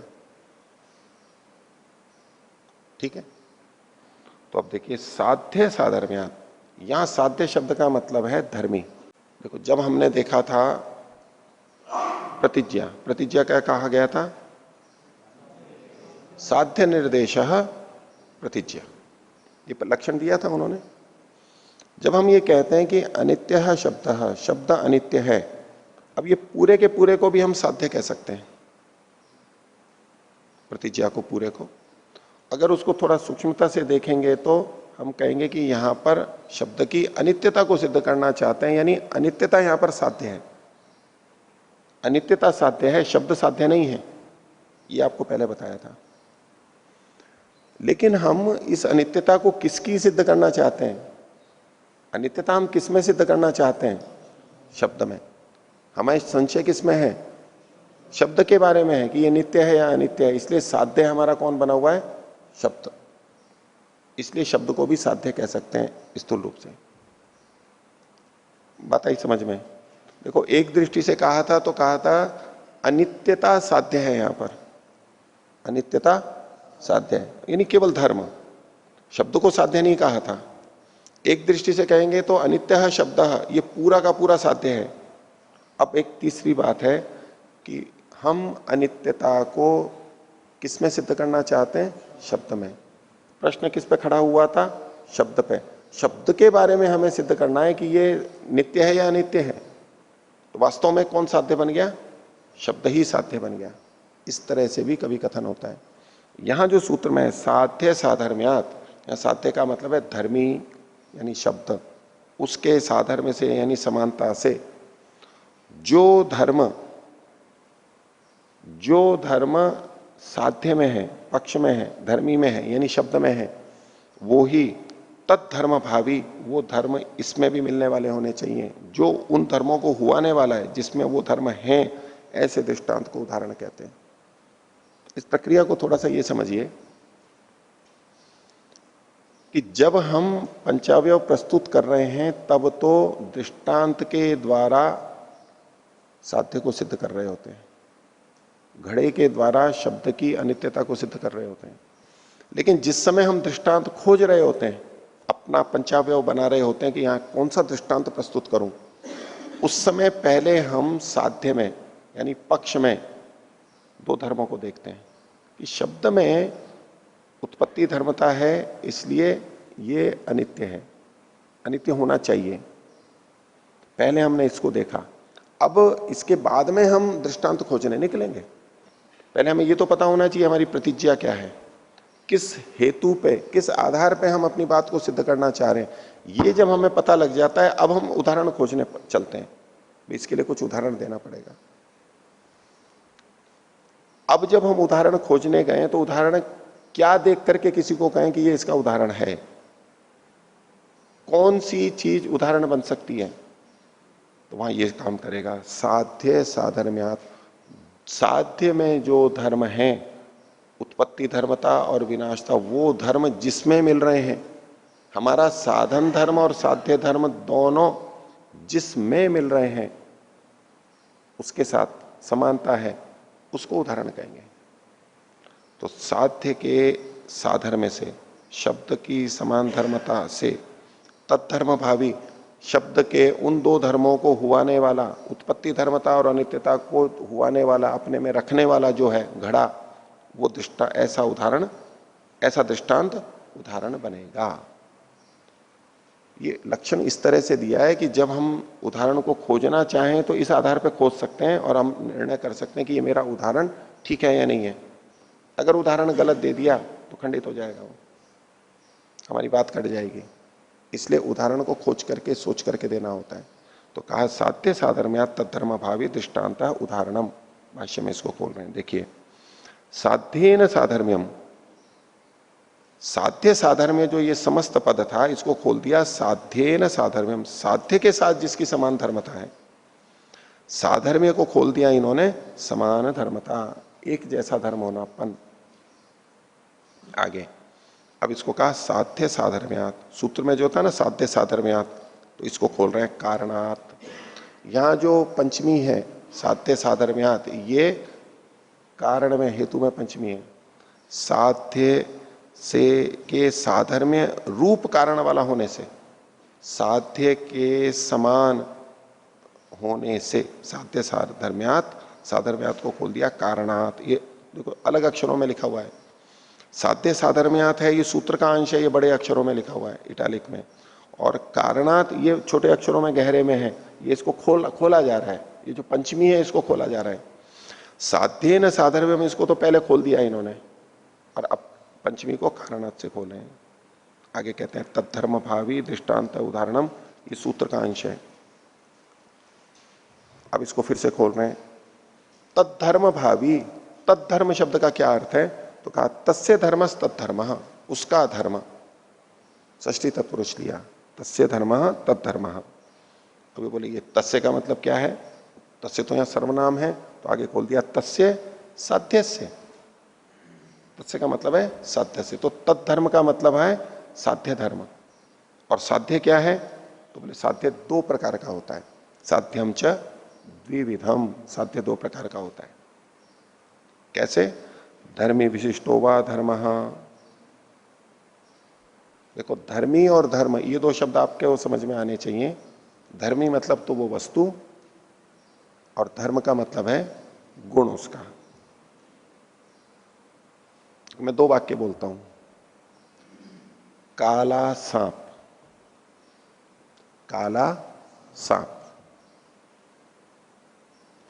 ये जो काला है ये गुण है, और सांप है ये गुणी है। तो सांप तो हो गया धर्मी, और ये जो कालापन है, काला है, ये हो गया धर्म। जब ये बोलते हैं काला सांप, तो धर्म के द्वारा सांप की विशेषता बताई जा रही है। धर्म विशिष्ट धर्मी है। सांप कई रंगों के होते हैं, जब कहा जा रहा है काला सांप, तो सांप की विशेषता बताई जा रही है। यहां पर वक्ता जब ये कह रहा है काला सांप, तो सांप की विशेषता बताई जा रही है। इसको कहते हैं धर्म विशिष्ट धर्मी। क्या कथन हुआ ये? धर्म विशिष्ट धर्मी, यानी धर्म को विशेषता के रूप में रखा है और धर्मी को विशेष्य के रूप में रखा है। विशेषण और विशेष्य। विशेषण मतलब विशेषता, और वो विशेषण जिसका होता है उसको कहते हैं विशेष्य। विशेषण और विशेष्य। जब धर्म विशेषण के रूप में हो और धर्मी विशेष्य के रूप में हो, तो कहा जाएगा धर्म विशिष्ट धर्मी। काला सांप। अब मैं दूसरा वाक्य बोल रहा हूं। सांप का कालापन, सांप का कालापन। काला सांप और सांप का कालापन दोनों में अलग अर्थ आ रहा है। क्या अंतर है? पहले तो ये देखो कि काला सांप जिस समय हम बोल रहे हैं, तो हम सांप को बताना चाह रहे हैं कि सांप कैसा है, काला है। और जब हम कहेंगे सांप का कालापन, तो अब हम कालेपन को बताना चाहते हैं। कौन सा कालापन? सांप का कालापन। कैसा कालापन? कोयले का कालापन। कैसा कालापन? तारकोल का कालापन। कैसा कालापन? अंधेरे का कालापन। कालापन कई तरह का हो सकता है ना। कैसा कालापन? बाल का कालापन। बहुत तरह से हो सकता है। तो जब हम ये बोलेंगे सांप का कालापन, तो यहां विशेषण कौन है? सांप विशेषण है, और विशेष्य कौन है? कालापन। सांप तो था धर्मी, क्योंकि कालापन सांप में रहता है, और कालापन है धर्म। धर्म और धर्मी तो वैसे के वैसे रहेंगे, लेकिन विशेषण विशेष यहां पर बदल दिया है। हम धर्मी के द्वारा धर्म को बताना चाहते हैं। लोग बोलते हैं कि ब्लू, नीला रंग। कौन सा ब्लू? बोले स्काई ब्लू, आकाशीय नीलापन। अब यहां पर हम आकाश को बताना चाहते हैं या नीलेपन को बताना चाहते हैं? नीलेपन को बताना चाहते हैं। कौन सा नीलापन? आकाश का। इसकी जगह हम कहें कि नीला आकाश। जब हम ये बोलेंगे नीला आकाश, इसमें हम आकाश को बताना चाहते हैं, और उसकी विशेषता है नीलापन। गुणी की दृष्टि से तो नीलापन गुण है, नीला गुण है, रंग है, और आकाश गुणी है। लेकिन जब हम बोलते हैं नीला आकाश, तो यहां पर नीलापन तो विशेषण है और आकाश विशेष्य है। और जब हम कहेंगे आकाश का नीलापन, आकाश का नीलापन, तो यहां पर आकाश विशेषण है और नीलापन विशेष्य है। जब धर्म को विशेषण के रूप में बोलते हैं, धर्मी को विशेष्य के रूप में बोलते हैं, तो कहते हैं धर्म विशिष्ट धर्मी। और उल्टा, जब धर्मी को विशेषण के रूप में बोलते हैं और धर्म को विशेष्य के रूप में बोलते हैं, तो कहते हैं धर्मी विशिष्ट धर्म। दो शब्द समझ लो, यहां ये शब्द आ रहे हैं इसलिए मैं बता रहा हूं आपको। धर्म विशिष्ट धर्मी और धर्मी विशिष्ट धर्म। हम कहें कि गुलाबी, गुलाबी रंग। गुलाबी रंग कई तरह के हो सकते हैं। कोई सा और रंग ले लीजिए आप, जिसको कि हम उदाहरण देके दे। जैसे ब्लू में नेवी ब्लू होता है, स्काई ब्लू होता है, और कौन सा होता है? सी ब्लू, समुद्र का नीलापन। कौन सा? Loyal, royal blue. हाँ, रॉयल ब्लू। रॉयल ब्लू मतलब तो इंग्लैंड की जो रॉयल आर्मी थी उसका जो रंग होता है, ये पीछे वाला जो है, नहीं रॉयल कहां से आए, रॉयल शब्द कहां से आया? रॉयल फैमिली है ना मेरी इंग्लैंड की, वहां कुछ ऐसे कपड़े या कुछ होगा, उसके आधार पर नाम चला रॉयल ब्लू। तो ये जितने भी शब्द हैं इसमें हम नीले रंग को बताना चाहते हैं जो कि धर्म है, गुण है। और बता किसके माध्यम से रहे? धर्मी के माध्यम से, समुद्र के समान, आकाश के समान, या नेवी में जो जैसे कपड़े पहने जाते हैं उनके समान। तो यहां पर हम क्या कर रहे हैं? धर्मी विशिष्ट धर्म को बता रहे हैं। तो यहां पर कौन सा प्रसंग है? तो इसलिए इन्होंने दो बात कही। देखिए, उन्होंने कहा साध्यम च द्विविधम, साध्य दो प्रकार का होता है। धर्मी विशिष्टो व धर्म, धर्मी विशिष्ट धर्म, उदाहरण है शब्द से अनित्यत्वम, शब्द की अनित्यता। भाई अनित्यता कई तरह की, घड़े की अनित्यता, शब्द की अनित्यता, कर्म की अनित्यता, मकान की अनित्यता, पृथ्वी की अनित्यता। अनित्यता कई तरह की हो सकती है, ठीक है। मनुष्य की अनित्यता और मच्छर की अनित्यता, दोनों अनित्य हैं, लेकिन अनित्यता में अंतर है ना, अनित्यता में अंतर है ना। अब जैसे मौत है, मौत तो सबको आती है, पर कहते हैं कुत्ते की मौत, तो इसको मौत को विशेषित किया जा रहा है, कुत्ते जैसी मौत है, सड़क पे देखो कैसे हो जाता है, कोई पूछने वाला नहीं होता है ऐसे। तो यहां पर शब्द की अनित्यता और अनित्य शब्द, ये जो हमारी, चूंकि हमारी प्रतिज्ञा इस तरह से थी, इसमें धर्म विशिष्ट धर्मी है या धर्मी विशिष्ट धर्मी है, इसको बताने के लिए यह साध्य क्या है? तो कहा धर्मी विशिष्टो वा धर्म शब्द से अनित्यत्वम। जब हम कहेंगे शब्द की अनित्यता, तो अनित्यता को बताने के लिए शब्द का प्रयोग किया, और शब्द यहां विशेषण है और अनित्यता विशेष्य है। दूसरा कह रहे हैं धर्म विशिष्टो वा धर्मी, धर्म को जहां पर विशेषण के रूप में कहा जा रहा है और धर्मी को विशेष्य के रूप में कहा जा रहा है, यह है धर्म विशिष्टो वा धर्मी। जैसे कि अनित्य शब्द, तो दो वाक्य हुए, अनित्य शब्द और शब्द से अनित्यत्वम, दोनों जगह, एक जगह धर्मी विशिष्ट धर्म है, एक जगह धर्म विशिष्ट धर्मी है। आ गया समझ में? और विचार कर लेना।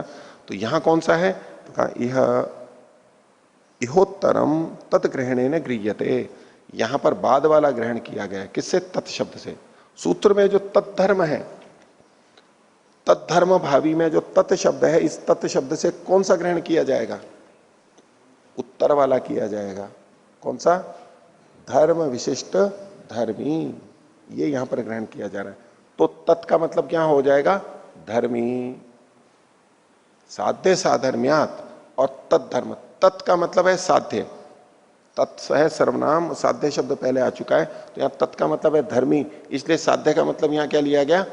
धर्मी। जबकि पहले आपको बताया गया था साध्य कौन है? अनित्यता, धर्म को साध्य बताया गया था, लेकिन बाद में इन्होंने खोलते हुए क्या कहा? साध्य का मतलब है यहां पर धर्मी। साध्य का मतलब धर्मी क्यों है? क्योंकि तत्धर्म में जो तत् शब्द है वो साध्य को कह रहा है, और उसके पीछे भी एक कारण है जो आगे बता रहे हैं। ये सूत्र का अर्थ, किस शब्द को यही अर्थ क्यों लिया जा रहा है, दूसरा अर्थ क्यों नहीं लिया जा सकता, उसकी विवेचना कर रहे हैं, परीक्षा करें कि यहां इस शब्द का यही अर्थ होगा। तो यह उत्तरम तत्ग्रहणेन गृह्यते इति। तो कस्मात कह के पूछा, कारण क्या है? पृथक धर्म वचनात्, इस सूत्र में धर्म शब्द अलग से पढ़ा हुआ है। तत्धर्म भावी, यहां जो धर्म शब्द पढ़ा हुआ है, इससे पता लगता है कि उसका धर्म, इसका मतलब है जो उसका है ये धर्म नहीं हो सकता, ये धर्मी ही होगा। यहां धर्म विशिष्ट धर्मी क्यों लिया गया? क्योंकि धर्म शब्द सूत्र में अलग से पड़ा हुआ है, तत्धर्म भावी, इसलिए तत् का मतलब धर्मी ही लिया जाएगा। जो पृथक धर्म वचनात्, तस्य धर्मस् तत्धर्म, उसका धर्म तत्धर्म, ये षष्ठी समास केवल बताया जा रहा है। तस्य भावस् तत्धर्म भाव, तत्धर्म भाव शब्द कैसे बना? उसका भाव तत्धर्म भाव, यानी साध्य के धर्म का भाव होना, ये तत्धर्म भाव है। अल्प विराम। स यस्मिन वर्तते, ये जिसके अंदर विद्यमान रहता है, स दृष्टांत, वह दृष्टांत कहलाता है। पूर्ण विराम लगा लीजिए।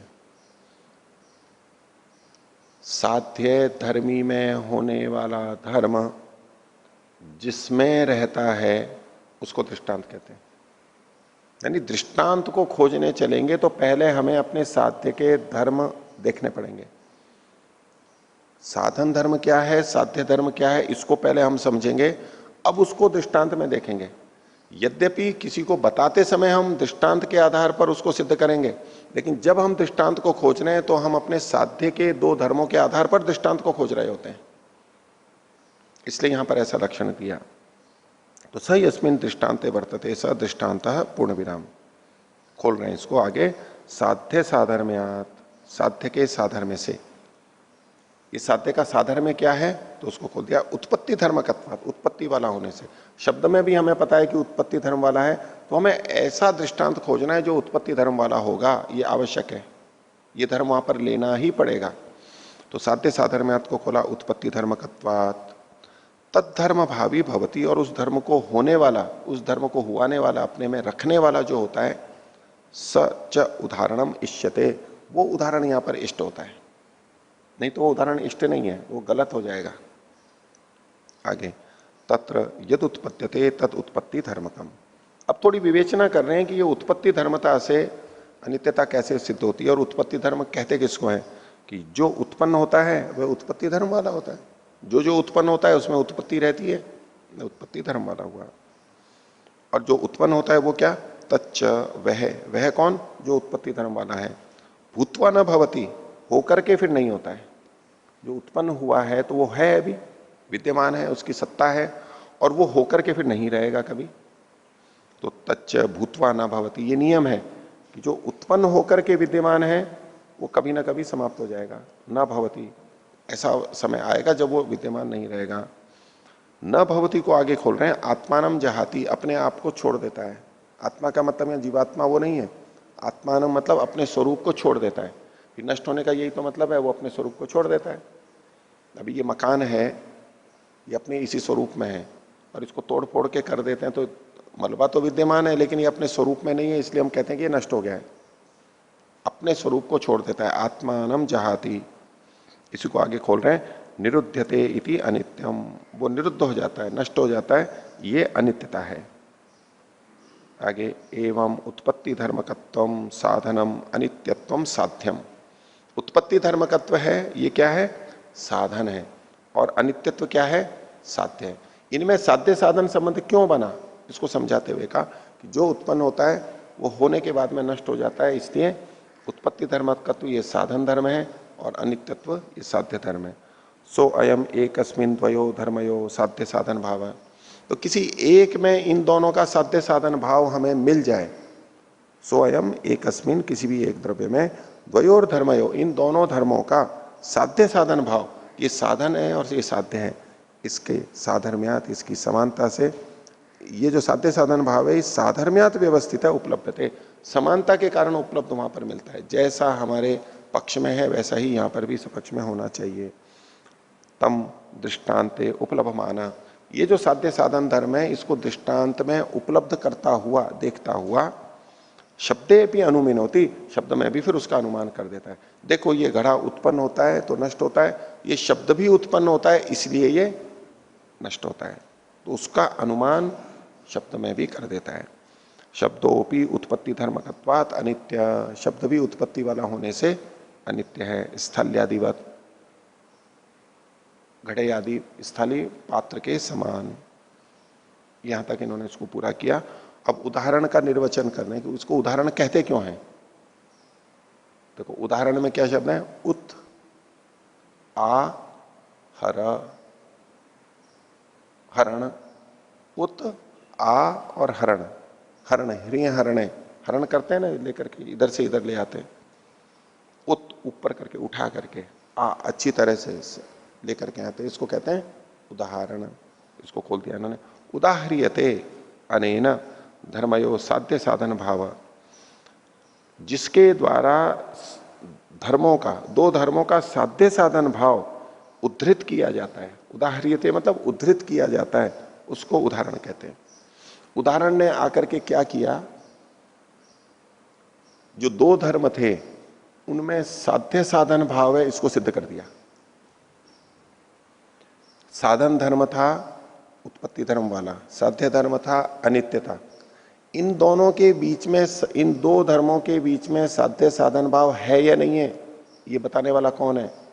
उदाहरण है। उदाहरण को हम प्रस्तुत करते हैं, देखो यहां पर ये भी है और ये भी है, उत्पत्ति धर्म वाला भी है और अनित्य भी है। यहां देखो ये दोनों मिल रहे हैं, तो उदाहरण आकर के क्या करता है, साधन धर्म और साध्य धर्म, दो धर्मों के बीच में साध्य साधन भाव को पक्का कर देता है। और जब वो पक्का हो जाता है, अब हम अपने साध्य के अंदर शब्द में घटा सकते हैं। तो यहां भी ये उत्पत्ति धर्म है, इसलिए ये भी अनित्य है। तो उदाहरण क्या करता है, उदाहरियते अनेन धर्मयोः साध्य साधन भाव, दो धर्मों के बीच में साध्य साधन भाव जिसके द्वारा उद्धृत कर दिया जाता है, प्रस्तुत कर दिया जाता है, उसको उदाहरण कहते हैं। यदि दो धर्मों के बीच में साध्य साधन भाव हम नहीं दिखा सकते, तो जो हेतु है वो साधन बन ही नहीं सकता है। हेतु साधन के रूप में नहीं आ पाएगा। हमें साध्य साधन भाव कहीं दिखाना आवश्यक है, नहीं तो वो बात सिद्ध नहीं होगी हमारी। तो उदाहरियते अनेन धर्मयो साध्य साधन भाव इति उदाहरणम। तो ये उदाहरण हुआ। अब देखिए, हमने हेतु देखे थे, तो हेतु दो प्रकार के थे, उदाहरण साधर्म्यात्, तो उदाहरण वैधर्म्यात्। तो हेतु के अनुसार उदाहरण भी फिर दो तरह के हो सकते हैं, साधर्म्य से भी हो सकता है और वैधर्म्य से भी हो सकता है। तो वैधर्म्य से कैसे होता है उसको अगले सूत्र में बताया, 37वां, तद विपर्यात्वा विपरीतम, उसके विपर्य से विपरीत होगा।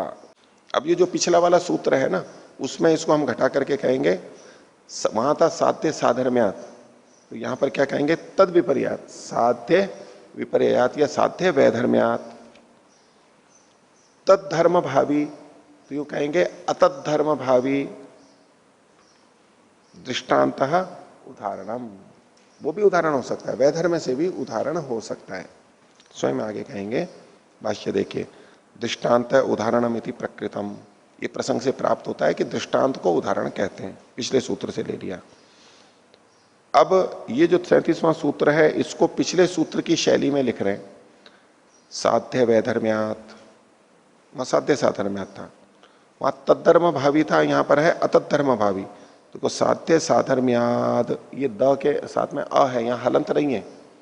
वहां पर जो था साध्य साधर्म्यात, ये त हलंत था, और तद्धर्म भावी, यहां पर क्या है, साध्य साधर्म्याद अतद्धर्म भावी दृष्टांत उदाहरणम। आगे इसी को खोल रहे हैं, देखिए, इति अनित्य शब्द, अब पंचावयव में इसको डाल रहे हैं। अनित्य शब्द प्रतिज्ञा वो की वही है, हेतु उत्पत्ति धर्मकत्वात्, अनित्य शब्द उत्पत्ति धर्मकत्वात्। अब आगे कह रहे हैं, देखो बदल क्या रहा है, अनुत्पत्ति धर्मकम नित्यम, जो अनुत्पत्ति धर्म वाला होता है वो नित्य होता है। हेतु वैसे क्या प्रस्तुत किया था, उत्पत्ति धर्मकत्वात्, लेकिन दृष्टांत ले रहे हैं आत्मा का जो कि अनुत्पत्ति धर्म वाला है। तो वहां पर इधर उत्पत्ति धर्म था, तो वहां पर अनुत्पत्ति धर्म ले लिया, वहां पर अनित्यता थी तो यहां पर नित्यता ले ली। ऐसे भी हम प्रस्तुत कर सकते हैं। तो अनुत्पत्ति धर्मकम नित्यम आत्मा आदि नित्य होते हैं। तो इस प्रकार सो अयम आत्मादिर दृष्टांत, ये जो आत्मा आदि का दृष्टांत दिया, ये साध्य वैधर्म्यात्, साध्य के वैधर्म्य से है। साध्य है शब्द, शब्द में तो उत्पत्ति धर्मक था, उससे विपरीत धर्म है यहाँ पर अनुत्पत्ति धर्मकत्व। तो साध्य वैधर्म्यात् अनुत्पत्ति धर्मकत्वात्, ये हेतु दे दिया। और तद्धर्म भावी, इसमें ये है अतद्धर्म भावी। अतद्धर्म भावी को आगे खोल रहे हैं, यो असौ साध्य से धर्मो अनित्यत्वम स तस्मिन् न भवति, जो साध्य का धर्म है अनित्यत्व, साध्य का मतलब यहाँ पर शब्द, शब्द का जो धर्म है अनित्य, स वह अनित्यत्व तस्मिन् न भवति, उसमें आत्मा में नहीं होता है। अत्र आत्मादौ दृष्टांत उत्पत्ति धर्मकत्वस्य अभावात अनित्यत्वम न भवति, यहाँ आत्मादि जो दृष्टांत है उसमें उत्पत्ति धर्म का अभाव होने से अनित्यत्व भी नहीं होता है। इति उपलभमान है, ऐसा देखते हुए आत्मा में उत्पत्ति धर्म का अभाव है, इसलिए अनित्यत्व का भी अभाव है। इसको आप वो अन्वय व्यतिरेक से देखिए। पहले अन्वय से, जो जो उत्पत्ति वाला होता है वह अनित्य होता है। अब चूंकि हमको वैधर्म से उदाहरण देना है तो इसको नकार से कीजिए। जो उत्पत्ति धर्म वाला नहीं होता है वह अनित्य नहीं होता है। जो उत्पत्ति धर्म वाला नहीं होता है वो अनित्य नहीं होता है। अब ये व्याप्ति कैसे हमने ले ली? व्यतिरेक से, निषेध करते हुए। और ये जो निषेध करते हुए हमने व्याप्ति बनाई है, ये इसका यदि कोई हमारे को उदाहरण मिल जाता है आत्मा आदि, तो शब्द की अनित्यता को सिद्ध करने में वो भी उदाहरण बनेगा। शब्द की अनित्यता को हम घड़े के द्वारा भी सिद्ध कर सकते हैं, वो होगा अन्वय व्याप्ति से। जो जो उत्पत्ति वाला होता है वह अनित्य होता है। और ये दोनों धर्म हम घड़े में भी देख रहे हैं। हम शब्द की अनित्यता को नित्य पदार्थ का उदाहरण देते हुए भी कर सकते हैं सिद्ध, लेकिन हमारे को इन धर्मों को पलटना पड़ेगा। जो उत्पत्ति धर्म वाला नहीं होता है वह अनित्य नहीं होता है।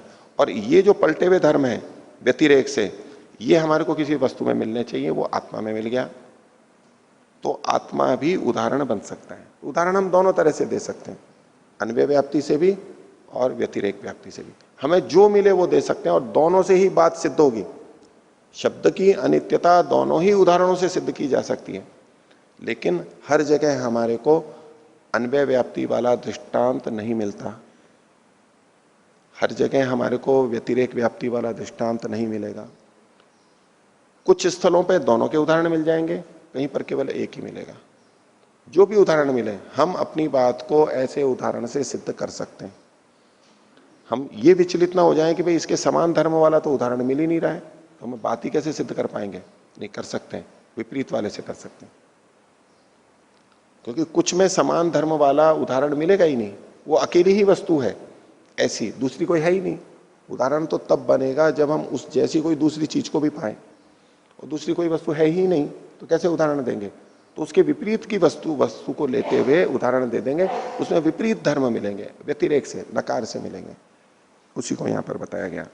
तो अत्र आत्मादो दृष्टांत उत्पत्ति धर्मकत्वस्य अभावात अनित्यत्व न भवति इति उपलभमान।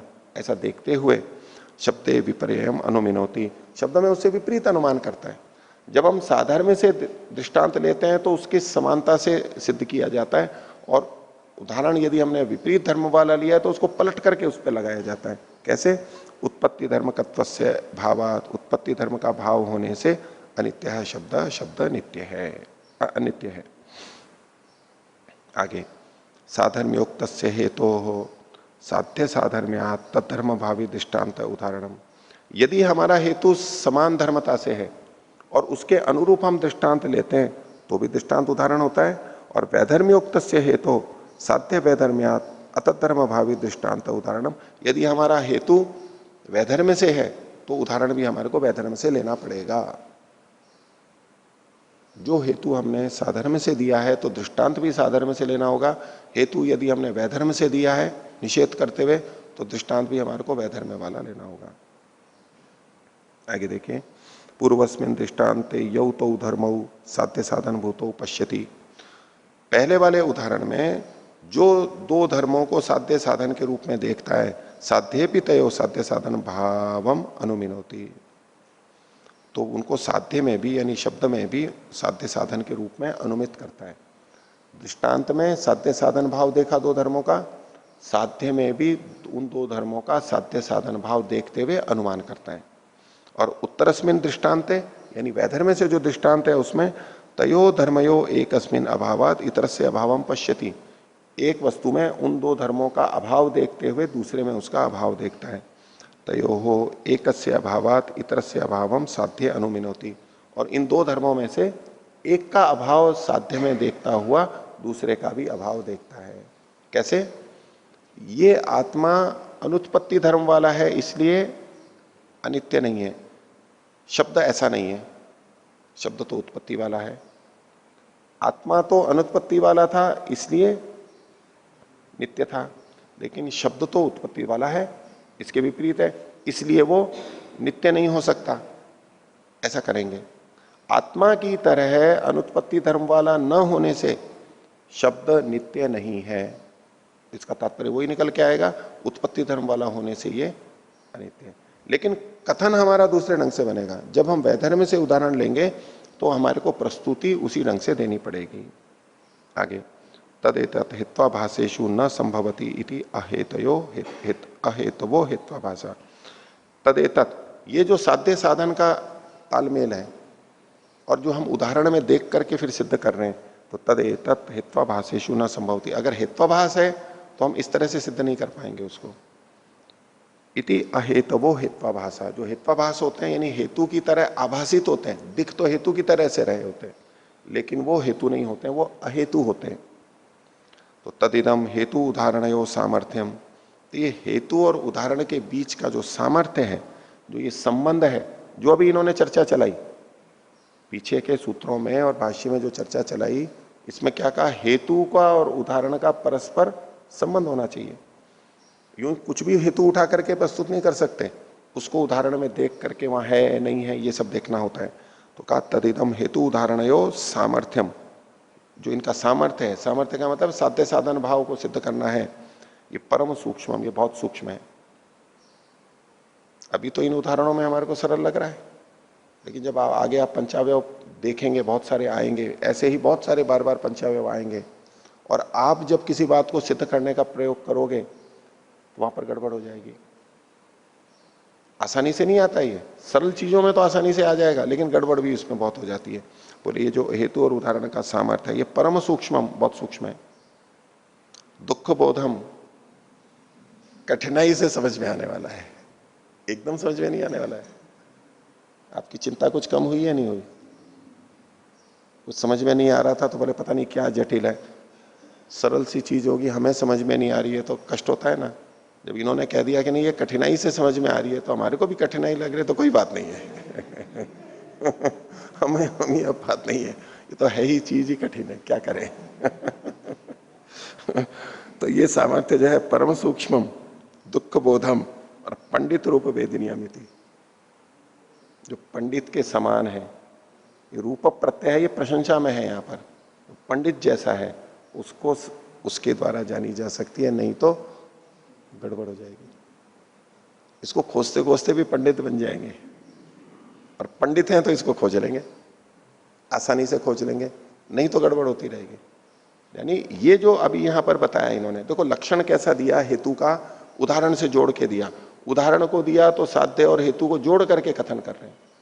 इन सब के अंदर साधन धर्म और साध्य धर्म पे पहले ही नजर चली जानी चाहिए हमारी।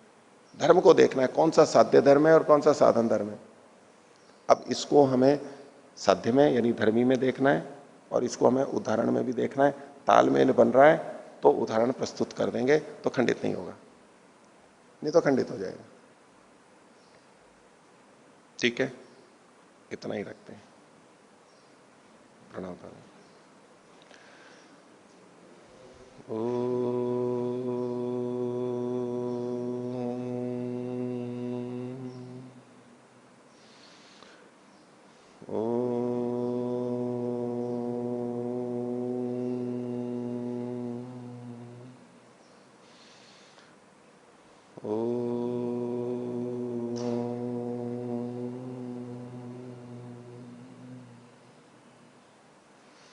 सभी को साधारण अभिवादन। ओम शांति।